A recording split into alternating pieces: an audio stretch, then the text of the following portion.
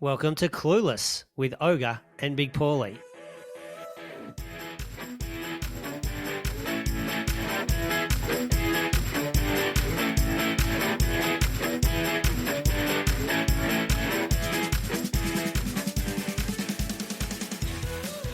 Welcome to another episode of Clueless with Ogre and Big Pauly. Big Pauly, how are you, mate? Ogre, as always, I am fantastic, but even more so today, Ogre.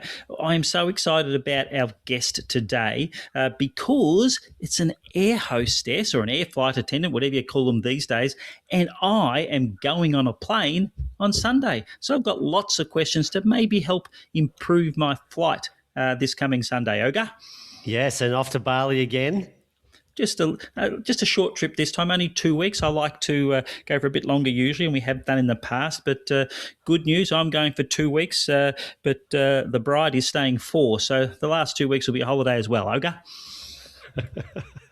When you get back, for both of you. Yes, absolutely, for both of us, yes. And you know what they say, Ogre, you get in trouble when you leave your shoes on the floor or your jocks hanging around, and they say, why did you do that? And you say, well, because I could. Because there's no one telling me to pick them up. No one saw it. No one saw it. I'm travelling as well soon, Big Pauly. But before I get there, Big Pauly, I wanted to just talk about jokes. And jokes have gone, a little bit woke. There's things you can say in the past you can't say now, some for a good reason, some because someone's precious.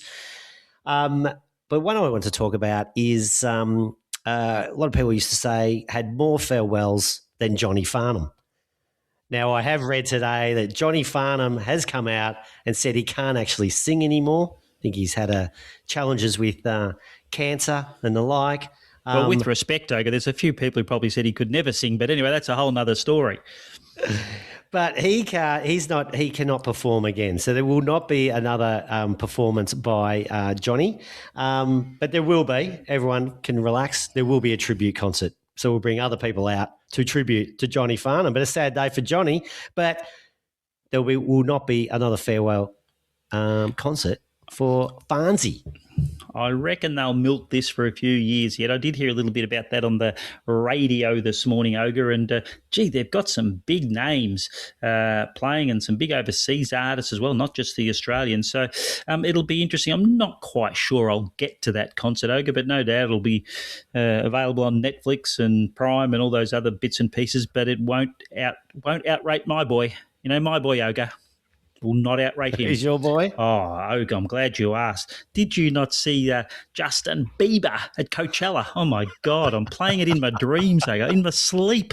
Oh, that boy, he's one of mine. I was there from day dot, tramping around the world. I saw him play in Los Angeles, I think it was. My daughter was a believer from day dot. And he's just like part of the family, Ogre, the great Justin Bieber. So, pinnacle of my life well, maybe not my life, but pinnacle of my pathetic music career, Coachella with the Beebster. Absolutely brilliant.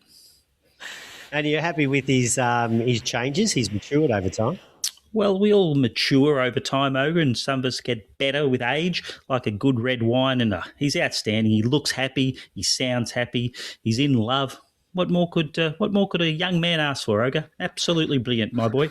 A trip to Bali, maybe. So you're just going over to get the passport stamped? Make sure you still got your visa all worked out? Well, that's another episode in itself. How many times is it? Is this 15, 20, 25? No, I think the bride's been over, I think she said the other day it was about 17 times, and I'm probably getting close to double figures or 12 or something, I don't know. But I tell you what, it's a full-time job getting your visa online and all that sort of stuff. That was a 40-minute job last night, and you couldn't process it, then you couldn't payment, then you're on WhatsApp and ChatGPT trying to get it. You reckon after 15 or something times you'd have that process down pat, but it still is a little tedious, but we got there in the end. So just about ready for flying Sunday morning, Ogre.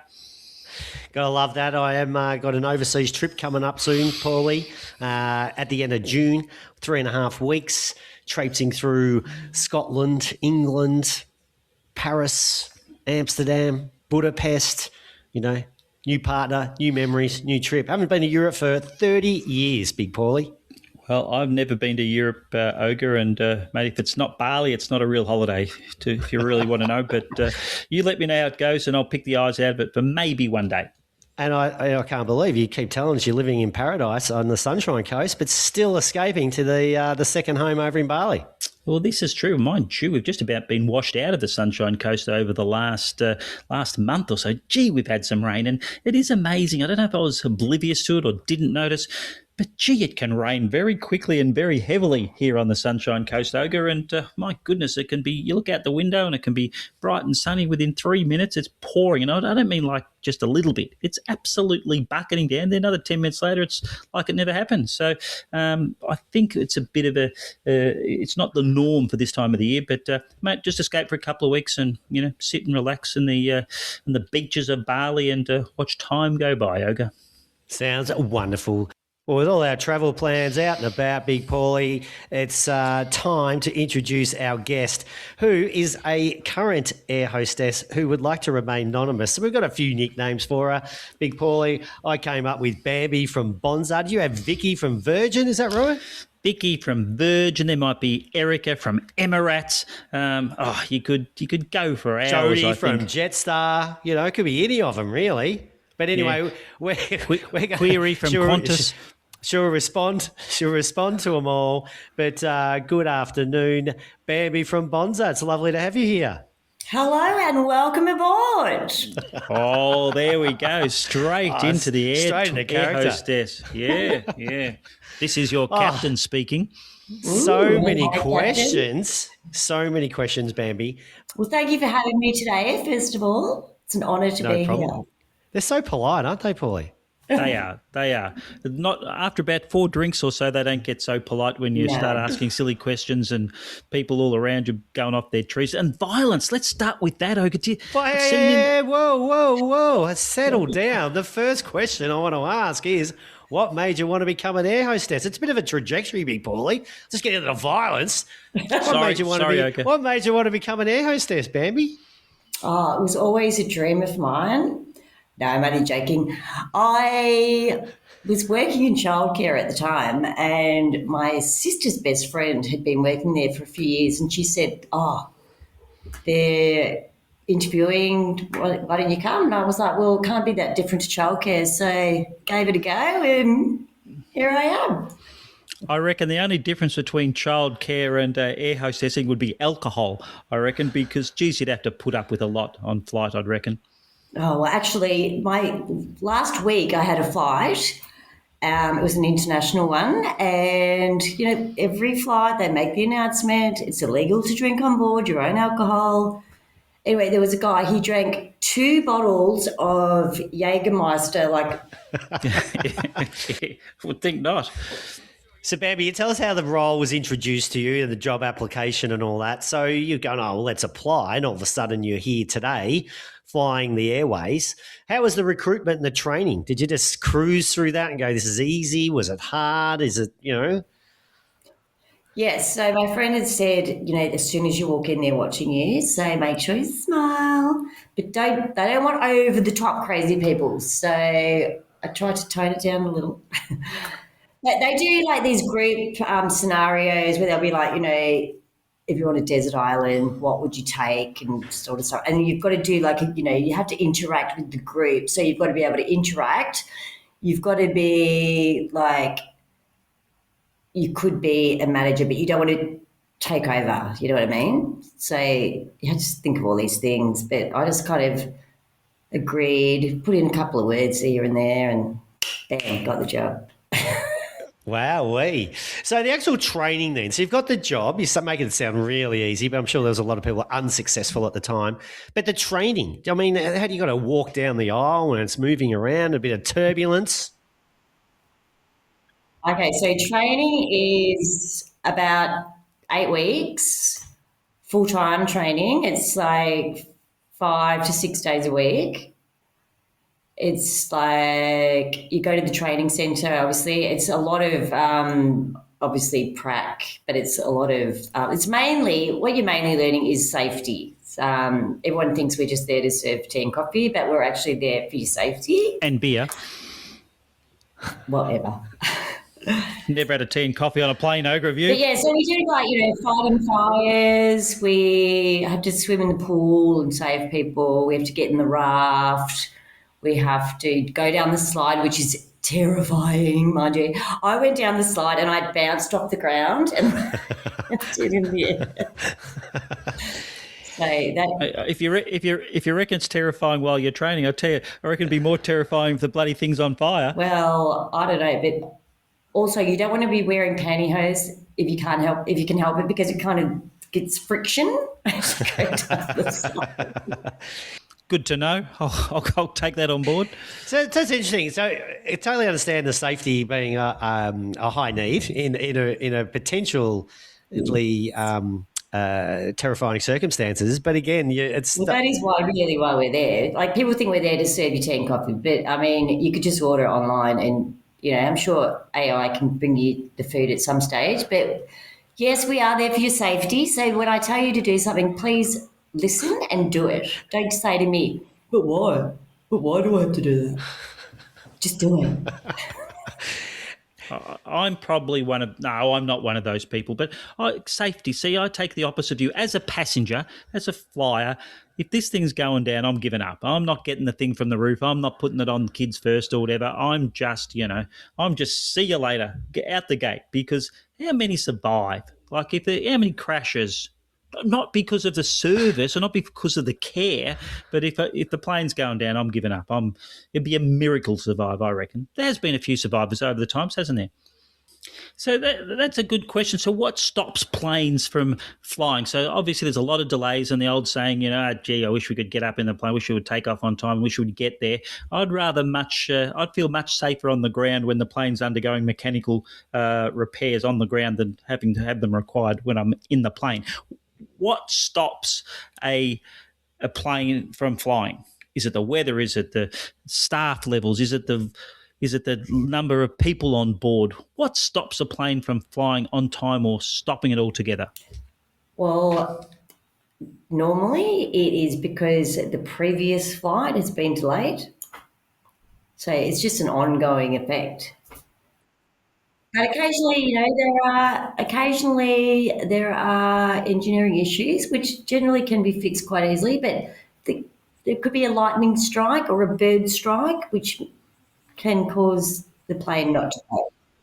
And hence my question, because I was actually taking the daughter to the airport last night, and it was believe it or not, a little rainy up here in Queensland. And I was thinking on the way, is the plane going to take off? Is it because of the wet weather? Is it visibility? Is it lightning? So hence I asked that question. What stops? Okay, fog can be a problem. Fog can stop landings because if they can't see, obviously. Don't they have those lights on the ground? Aren't they autopilot anyway, so to speak? It can be very, very foggy. Big Pauly, it's all about safety, mate. Let's not be cutting corners going, that'll be right, mate. You'll be right. Oh, I forgot. But I'll tell you this, though. If there is a storm within, I don't know the radius, but it's like 500 kilometres. Kilometres, I don't know. Then you're not allowed, there's no one allowed on the tarmac. So they'll sound an alarm at the airport. And that's interesting. I didn't all realise. The rampies, ground staff, everyone has to come inside, and they won't let anyone out because if someone gets struck by lightning, that could be an issue. That'd be unfortunate. So what happens? So they just stop. You go round in circles until the rain stops or it clears. Well, no, I'm saying if you're in the terminal waiting to board, then you can't board while there's lightning. But if you're in the air, like I've been on a plane and been struck by lightning apparently a few times. A lot of the times I don't notice it until we get on the ground and the captain says we were struck by lightning. Wow. But everyone's okay. So how many trips do you reckon you've done, Bambi? Yeah, I honestly couldn't say, but a lot. Okay, a lot. Narrows it down. So what's your favourite? What's your favourite or most underrated destination you've flown to and why? And this is not just for work. It's also obviously working in the industry gives you some travel benefits and it may have taken you places that you wouldn't have thought of. What's your favourite and what's the most underrated? Could be the same place. Okay, this is probably a boring answer, but I love all the international destinations I go to. I love them all. Like there's not one that I think, I don't want to go there. I love that I get to go to hot places when it's freezing over in here in Melbourne, obviously. And I just like going on holidays. So to me, it's like a little holiday every time I get to go away. And with the domestic side of it, we don't really often get to stay there. We normally go there and come back. Yeah, what happens when you get off the plane and you're at the hotel, and what do you do? Do you go out and have a few drinks? You go straight to bed? How long is the layover? How does it all work? Okay, so internationally, we get 24 hours. Occasionally, on a very very lucky trip, we'll get two nights, which means then you can actually go out and party. But normally, we arrive in the evening, and then we get picked up the evening the next night. So it's an overnight flight, a red eye, as you'd call it, flight back. So, and then a lot of the times overseas, it takes us an hour in our transport from the hotel to from the airport to get to the hotel. Why don't they stay closer? Because it's boring. There's nothing around. Oh, gotcha. Right. So you still get a bit of an opportunity to get out and about when you're at a new destination. Well, you kind of force yourself. Like, even though you're exhausted, you're like, I'm here for 24 hours. I may as well make the most of it. So what you do is you go out that night, you sleep in, even though it's a different time zone, you force yourself to get up during the day, and then you try to have a nap in the afternoon before you go back to work that night. One thing about travel is you could do a bit of spotting. Like, there's people watching, there's people spotting, and then obviously there's the odd celebrity that's floating through the airport, even if regardless of seating class or anything, you're in a pretty enclosed space with someone. So let us know about the celebrities that you've encountered in your travels. You know the Australian actor, he's very big in Hollywood now, Simon Baker? It's the mentalist, wasn't he? Isn't he? Yes. You're correct. Yeah, so he came on once and he sat in the front row and just went straight to sleep. But he was so good looking, I just leant my head over the bulkhead and just stared at him while he went to sleep. He might not have gone to sleep. He might have been reading your mind or something. Isn't that show's about? I don't know. All right, I'll tell you one more. So, the English chef, Gordon Ramsay, Heston Blumenthal. Ooh. Yeah, jeez, he's about as what?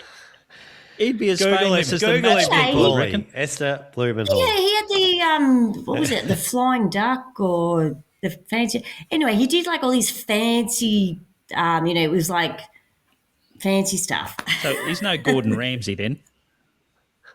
Michelin star.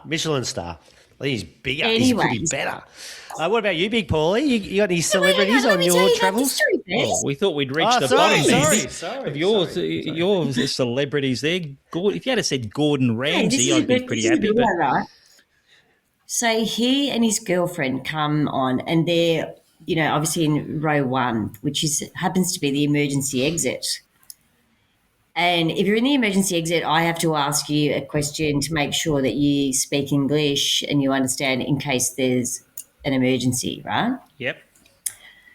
So I said, hello, Mr. Blumenthal, welcome. And I asked him the emergency exit question. And then I asked his girlfriend, and she's French and she doesn't speak English. And so he answers for her. And I said, sorry, she needs to answer herself. And he says, well, no, I'll just translate for her. And I had to say, well, I'm very sorry, but she can't speak English. She can't sit here. So I'm going to have to move you to a different lower level seat. Whoa. Because your girlfriend doesn't speak English. And he was not happy with me. And I said, but can I still get 2 free seats at your restaurant, please? I think I know the answer to that question. At what stage did you say, I might just let this slide and just let her? Surely you can say yes. Big Pauly, I take my safety at my job very, very seriously. Seriously. But surely you can just translate and you say yes, but heck, all right. Just say yes. Okay, so let me ask you a question. If the plane's on fire, right, and you're trying to get out within 90 seconds, do you want someone trying to translate to the French girl, how to get you out of the plane? Well, I think I answered that before. If the plane's on fire, I don't give a stuff because I've just counted out. But that's a very good question because you could say exactly the same thing about the road rules in Australia and people of perhaps non-English speaking nature and how they get around and the law and anyway, that's a whole nother debate. Let me tell you, there was a flight, it was a while ago, but they crash landed and every single passenger and crew member got off within 90 seconds because guess which country it was? Guess which country obeys what they're told and does what they're told and does Japan. lines Japan. up nice. Exactly. Yep. There you go, Ogre. Hey, My biggest one, Big Pauly, sat next to Pia Miller. Gee, where are we at the bottom Model, of celebrities here? actress. She's only famous for only famous for going out with the bloke from Melbourne Footy Club, isn't she? I sat next to her, Oh, please. literally next to fair her. dinkum, Ogre. Well, I haven't spoken. I did not say one word to her. I haven't spoken to too many celebrities, but there was a time there. I came up. It was a flight from Melbourne to the Gold Coast, and I'd just come from work on the Saturday. I sit down next to this bloke. I'm in the middle. He's next to me. We are dressed exactly the same, Ogre. And I looked at him, and he looked at me, and I said, "You're a real estate agent, aren't you?" And yes, we were both real estate agents by sheer at our uniform, the chinos and the polished shoes and jacket and little shirt. So. Not too many other famous people that I've travelled with, Ogre, other than footballers, and they don't really count. They're at the other end of celebrity as well, I reckon. Oh, Bambi, I might just, you never know, I come up and back from Melbourne and the Sunshine Coast. So if I see a girl with a... Let me give you some advice. If you want to be looked after, you always bring some chocolates on for the crew. Okay, that's good to know. I'll throw those. I just hope it doesn't get my 7 kilos above my 7 kilos carry on. Well, that's not our territory. So you have to bring an extra bag of lollies for the ground stuff. Then, if you're going to have you sound way too nice to be one of those ground crew people. I tell you what. Hey, they don't put up with a lot. All right. Oh, 7 kilos, 7.2. Who cares, really? What's the difference? I've got 7.2 or 7.5. So, safety. I'll give you a clue. I'll give you a trick.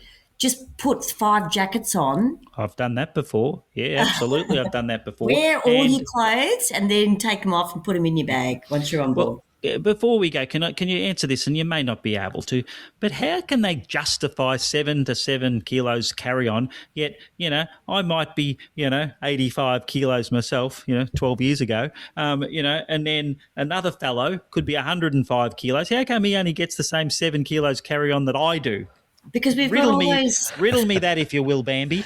Because we've got a lot of fat passengers on board, so we've got to have less carry on. I don't know. It's always perplexed me, but I have an absolute total respect for do we still call you flighties, hosties? What do we call you these days? We're actually called cabin crew these days. Cabin crew, very gender neutral. That's great. And can I say, Big Pauly, I appreciate you saying that because not a lot of people do have respect for us these days. I actually do feel for you. It's not the 60s anymore. No, definitely not the 60s passengers anymore. These days, they're very entitled. When I ask you to do something, it's not just because I'm being a bitch. It's because I'm asking you to do it for safety reasons. So if I ask you to do something, don't say, but why? But why? And that's exactly how we started, but why, and that's how we'll finish, but why. When I get on the plane tomorrow, Sunday I should say, Bambi, I will think of you. I'll bring chocolates. I'll put all my jumpers on that I won't wear in Bali, and I'll do what I'm told. And if I don't do what I'm told, my wife will give me a clip behind the ears, followed very closely by the Bambis of this world, I reckon. So, Bambi, tell us about your first flight. So my first flight as a cabin crew, I was all nervous, am I going to remember all the safety things?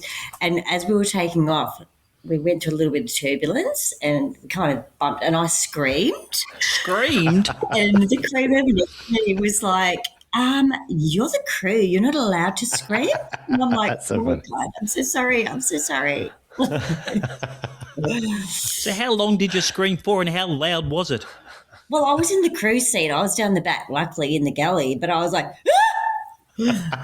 I'm sure that would have put yeah. the passengers at ease somewhat.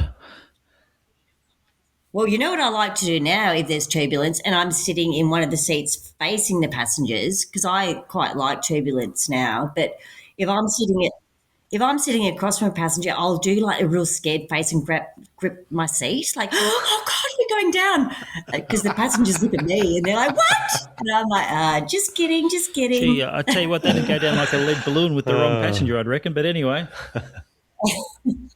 Yeah. All right, Bambi, do cabin crew judge passengers based on how they board? Absolutely.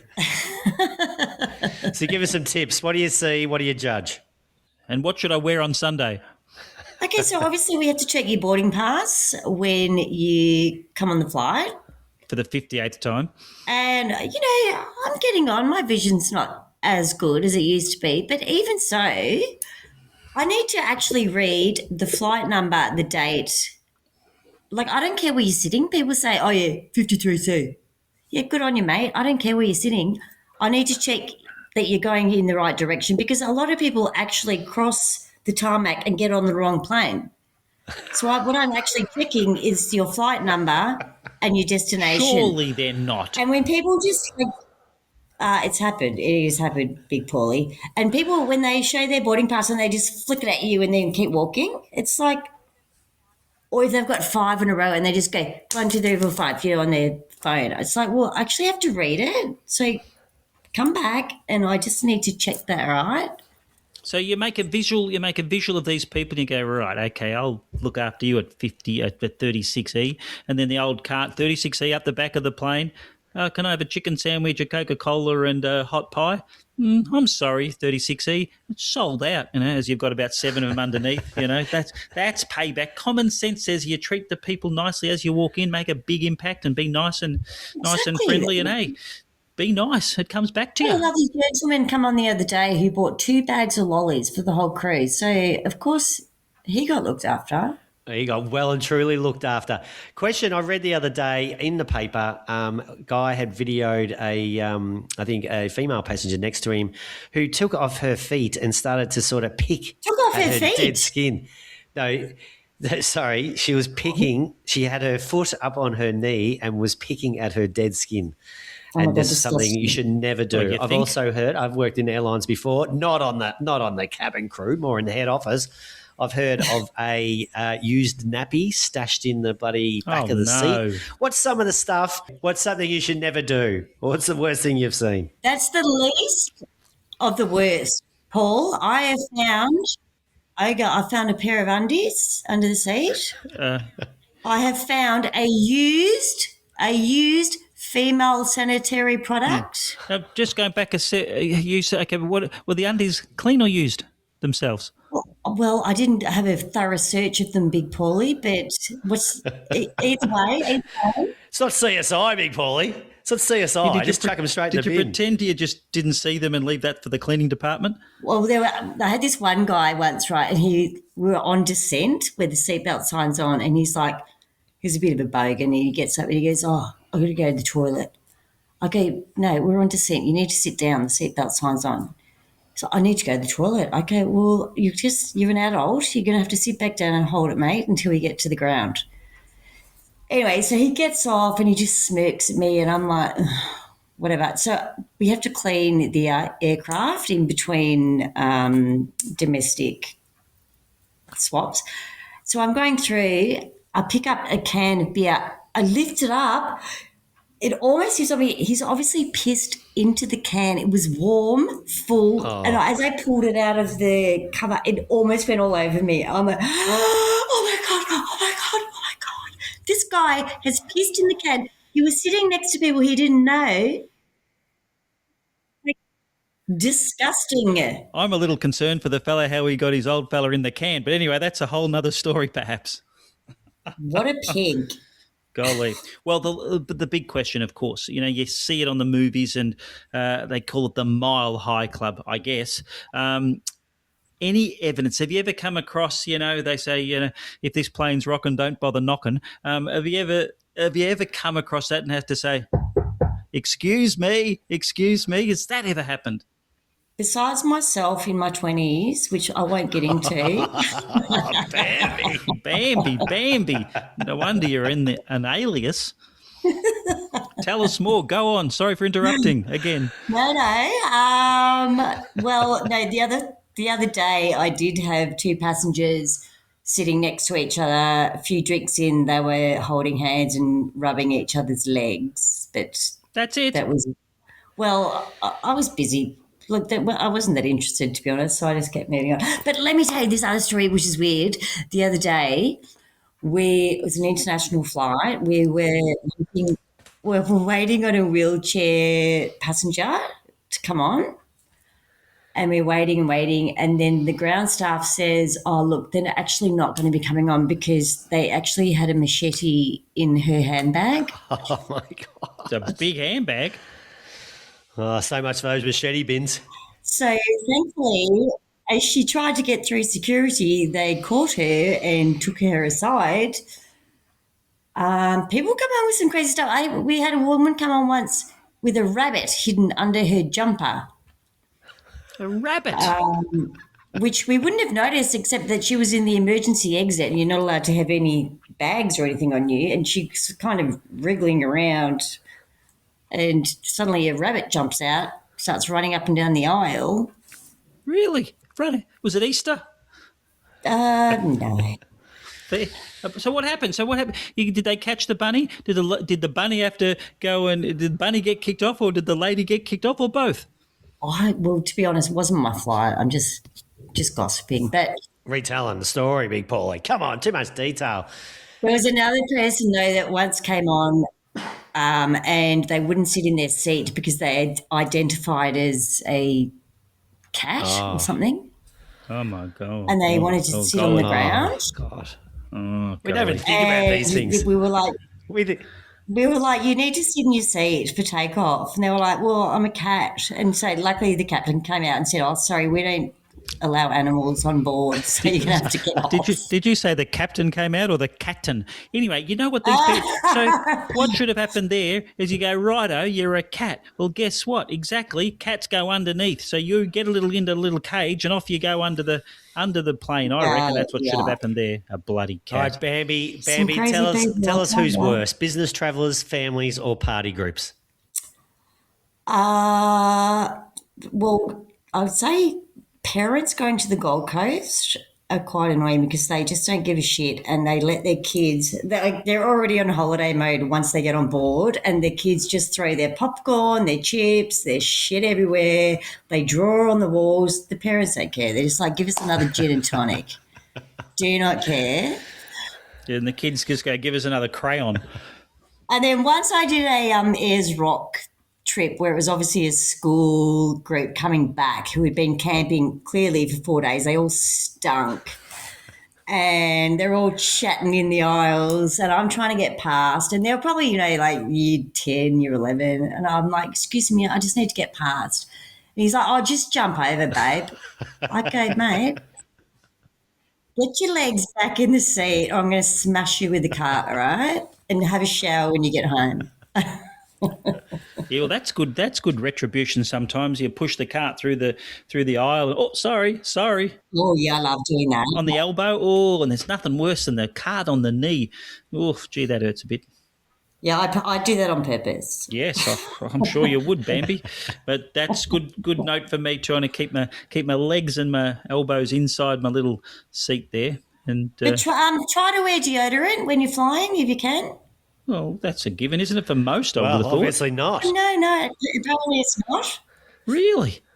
And another tip, don't poke me if you want a glass of water or something. No poking. Don't poke me No poking. and don't snap your fingers like I'm a dog. No. Hey, You water. just press the bell, don't you? That's how it works, and that's with respect. You press the bell to get attention, isn't that's the right thing to do? Isn't that how I get attention or a drink? Press the bell. Well, internationally, obviously we deal with a lot of different cultures, and so a lot of people just poke you for water. Mate, you could sue for assault these days, I reckon. So that sort of stuff. Oh, wow. Speaking of assault, do you want to hear my worst flight ever? Yes, please do. So this is another international flight, and there was this girl. She was a tiny little thing. Anyway, I don't know what happened. She had some type of psychosis, and she got up and she just started screaming, and she ran. We were on the 787, which is a big flight, a big plane, sorry.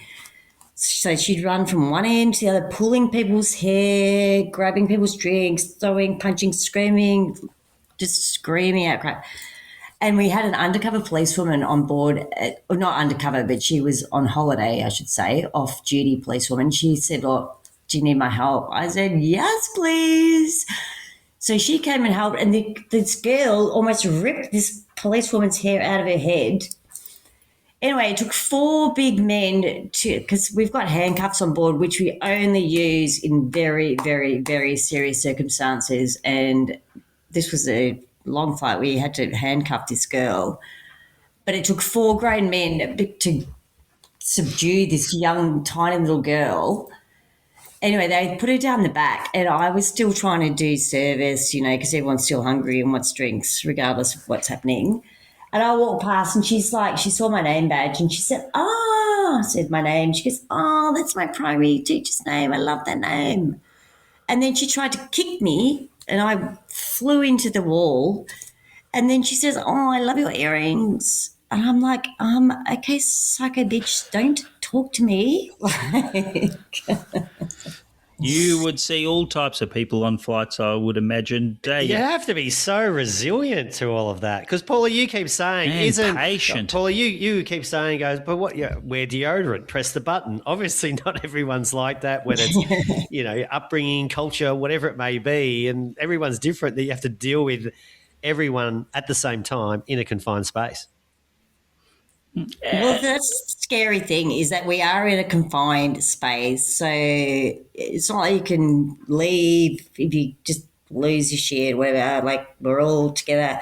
And these days, you just don't know. People are crazy. I'm sorry, but people are crazy. And you just don't know what is going to set someone off or whatever. Like, I'm not really in the business. Like, I don't want to be in the business of having to restrain people or put out fights or, but that is part of the job. And I do have I wouldn't say renewed respect, because I respect the cabin crew, of course, but that's a pretty big job, isn't it? Some of us go to work, Olga, you and me don't do too much, I suppose, but others, teachers, cabin crew people, they're dealing with real issues every day of the week, behavioural issues and people, kids, adults.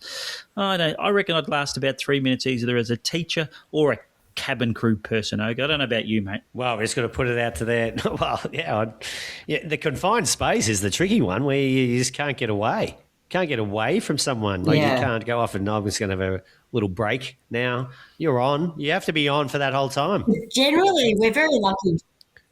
Generally, there's always, not always, but generally there's always a doctor on board or a police person or, as a nurse or some type of psychiatric person. And what we normally do in an emergency is we'll ring the crew bell or do a PA and say, is there a doctor or some type of helpful person on board, and people are pretty good and they're putting their hands up when we need them, which is good. Yeah. You got to love that. You got to love that. You got to love that. Well, I will wear the badge of honour on my flight tomorrow and support our cabin crew. And if there's any trouble, I'll try and stay out of the way, eh? Well, no, you put your hand up and help out, Big Pauly. Well, I'm not. In reality, I'm not that brave, Bambi. So, I'll support you from afar. I promise. You just remember, you always bring on some chocolates for the crew, and you'll be good. He'll be too tight. All right, I bet you he won't. We'll put that on it. I'll go to Coles tonight and get some on special stuff, Olga and Bambi. So it doesn't have to be expensive. It's the thought that counts. Thought that counts. That's right. Well, so fantastic to get the insights, Bambi. Look forward to hearing back these stories that you've shared with us. And I've got a few travel plans myself, Gold Coast next month and then into Europe trip.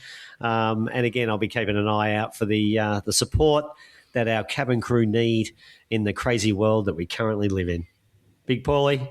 Yes, please be nice to us and do as you're told. And you might get like a free snack if you're nice. You never know. Well, look, don't worry about the snacks. A free beer will do. That's all we're after on Yeah. those. That we can't really help you with that, but we're happy to give you a free tea or coffee. That'll have to do then. That'll have to do. So good. Well, thank you, Bambi, or whoever you are. A bit of an insight there, and yes, well, I think you've got a few more stories up your sleeve there that we might have to get onto another day and dig a bit deeper into the lifetimes and maybe crimes of our cabin Love crew. it. Thanks, Bambi. Once again, welcome aboard and enjoy your flight. Oh, see you, Bambi. Bye-bye. You've been listening to another episode of Clueless with Ogre and Big Pauly. Follow, like, subscribe, even leave a review. Do it all. We'd love to hear from you.